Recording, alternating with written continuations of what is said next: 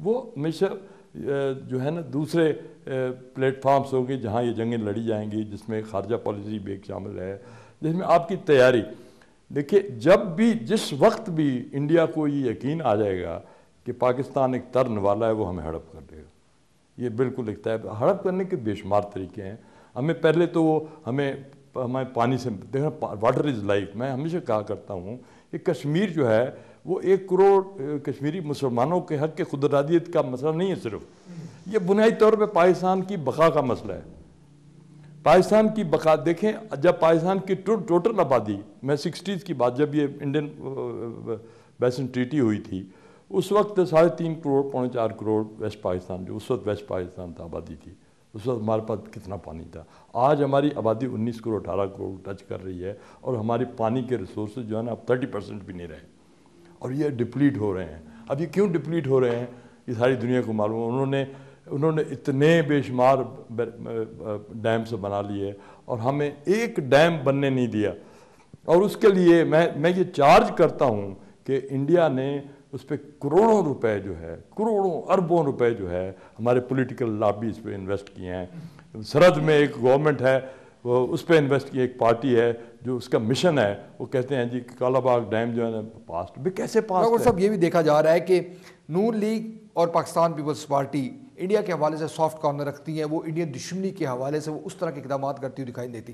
اب تو تحریک انصاف کے سربراہ عمران خان صاحب کے حوالے سے بھی یہ کہا جا رہا ہے کہ وہ بھی یہ نہیں چاہتے کہ انڈیا کے ساتھ ایک مہاجرائی یا دشمنی کی جو بنیادیں ہیں اس کو مضبوط تر کیا جائے. جو موجودہ حالات ہیں نا، اس سلسلے میں عمران خان صاحب کی ایک جو اسٹیٹمنٹ کی ہے، جو BBC کو انٹرویو دیا تھا، اس کی بات ہو رہی ہے زیادہ تر. دیکھیں وہ انٹرویو تھا وہ سیاق و سباق کے بغیر سمجھا گیا ہے. دیکھیں کوئی بھی لیڈرشپ جو ہے وہ اگر پاکستان میں اپنے پاؤں جما نہیں سکتی جو پاکستان کے مستقبل کے ساتھ غداری کرے گی، خواہ وہ عمران خان ہو یا خواہ نواز شریف ہو، کوئی بھی ہو. دیکھیں نا ہمارے پیپلز پارٹی کے خلاف لوگوں کیوں اٹھ کھڑے ہوئے ہیں کہ ہمارے زرداری صاحب نے آتے ہی کہہ دیا تھا کہ ہم پہلا استعمال نہیں کریں گے.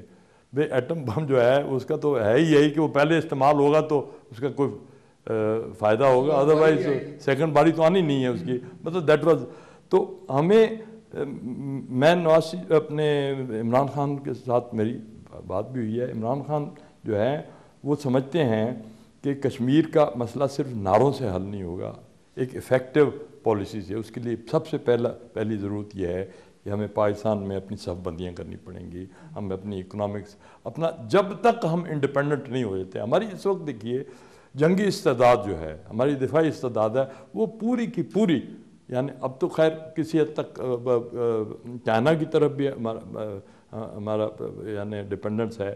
چائنا جو ہمارا دوست ہے، جس میں ہم بھروسہ ہمارے بہت، لیکن امریکن ہمارے پاس جو F-16 ہمارا مین اسٹرینتھ ہے، اس کے تو پرزے بھی امریکہ سے. ڈاکٹر صاحب بالو یہ کہتے ہیں دیکھیں جی کہ دشمنی ہو چاہے امریکہ کے ساتھ ہو چاہے ہندوستان کے ساتھ، ہماری جو پولیٹیکل پارٹیز ہیں وہ اعلانیہ طور پر غیر اعلانیہ طور پر یہ کہتی ہیں کہ اگر ہم کسی کے ساتھ دشمنی کریں گے تو جو ہمارے ادارے ہیں وہ مضبوط ہوں گے اور ہماری جو طاقت ہے وہ کم ہوگی.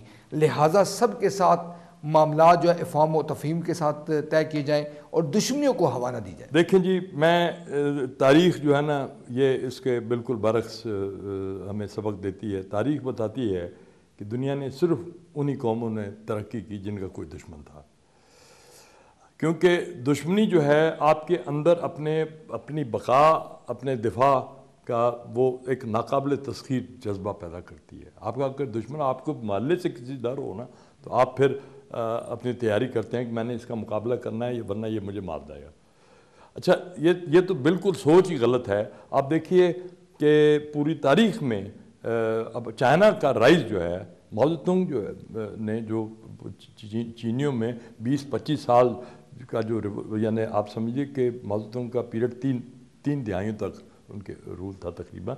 انہوں نے کیا جذبہ پیدا کیا کہ بھی آپ نے دنیا کی ایک بڑی طاقت بننا ہے. ان کے اندر ایک شعور پیدا کیا. انہوں نے امریکنس کے ساتھ لڑنے جھگڑنے، مطلب ایک پوری فلسفی تھی.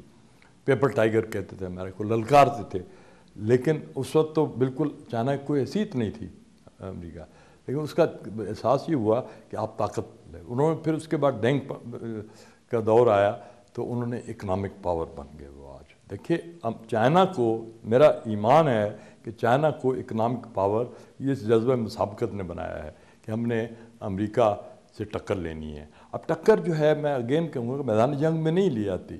آج دیکھیں نا اب جنگیں جو ہے وہ سمجھ لیے کہ وہ ختم. انڈیا اور پاکستان میں میرا ایمان ہے اب کبھی جنگ نہیں ہوگی، ہو ہی نہیں سکتی. کہ یعنی سوائے ایک صورت میں ہو سکتی ہے کہ اسلام آباد میں بھی کوئی پاگل یا نیو دلی میں کوئی پاگل جس کا دماغ جو ہے نا وہ گھواں ہوا وہ بیٹھ جائے تو پھر بھی اس لیے جنگ نہیں ہوگی کہ اب جنگ کرنے کے لیے ایک جو اسٹرکچر ہوگا، اگر ایک آدمی پاگل ہے تو 10 آدمی اس کے ارد گرد سے روکنے والے بھی موجود ہوں گے. کیونکہ انڈیا اور پاکستان میں وہ جو فلسفی ہے میوچولی ایشورڈ ڈسٹرکشن ہے، اور جسے ہم سیمسنگس آپشن کہتے ہیں کہ جب آدمی کو یہ پتہ ہو کہ میں مرنے والا ہوں تو وہ پھر مار کر مرتا ہے. مطلب یہ فلسفی ہے میوچولی ایشورڈ ڈسٹرکشن MAD، جس کی بنیاد پہ نیوکلیر کیپبلٹی پیدا ہوئی، جس کے سوویت یونین کے خلاف امریکہ نے پہلے ایٹم بم بنایا، استعمال کیا، پھر سوویت یونین، پھر سب نے بنا لیا کہ اب ہم تو محفوظ ہو گئے، ہمارے ساتھ کوئی جنگ نہیں کر سکتا. دیکھیں واقعی کوئی بھی ایٹمی طاقت ہے اس کے خلاف کون، نہ امریکہ پہ کوئی بمباری کر سکتا ہے، نہ سوویت یونین پہ کر سکتا ہے، نہ چائنا پہ کر سکتا ہے، نہ انڈیا پہ کر سکتا ہے، نہ فرانس پہ ہو سکتی ہے، نہ برطانیہ پہ ہو سکتی ہے، نہ پاکستان پہ ہو سکتی ہے. پاسبل ہی نہیں ہے. یہ ایک بات یاد رکھیے، جو لوگ ایٹمی نیوکلیر کیپبلٹی کی مخالفت کرتے ہیں وہ اس بات کو سمجھتے نہیں ہیں کہ یہ ایک ایشورنس ہے، ایک پاسپورٹ ہے ٹو سیفٹی. آپ اب ہم نے صرف اکنامک میدان میں تیاری کرنی ہے، اور اس کے لیے ہمیں ضروری ہے کہ ہم خود انحصاری پیدا کریں. ہمارے حکمران جو ہیں وہ فورن ایڈ یا ایڈ کہہ لیجیے، قرضوں کو ایڈ کا نام دے دیا گیا ہے، قرضے لے کر اس کے بوجھ تلے، اور خود للے ان کے جو ہوتے ہیں وہ جس طرح کے پیسے خرچ کرتے ہیں، وہ ٹھیکے دینے اور ٹھیکے لینے کے لیے آتے ہیں اور چلے جاتے ہیں. اب عمران خان کیوں ایک سمبالزم آیا ہے کہ عمران خان پاکستان کی تاریخ کا پہلا لیڈر ہے جس کے روٹس جو ہیں نہ جاگیرداری میں، وہ اس نظام کے پیداوار نہیں ہے، اور نہ ہی اس کے سرمایہ دار نظام میں اس کے روٹس کا تو اپنا کوئی کاروبار نہیں ہے. دیکھیے اگین جس طرح محمد علی جناح جو فاؤنڈر آف پاکستان تھے وہ ایک وکیل تھے، ایک پروفیشنل تھے. میں عمران خان بھی ایک طرح کا پروفیشنل ہے.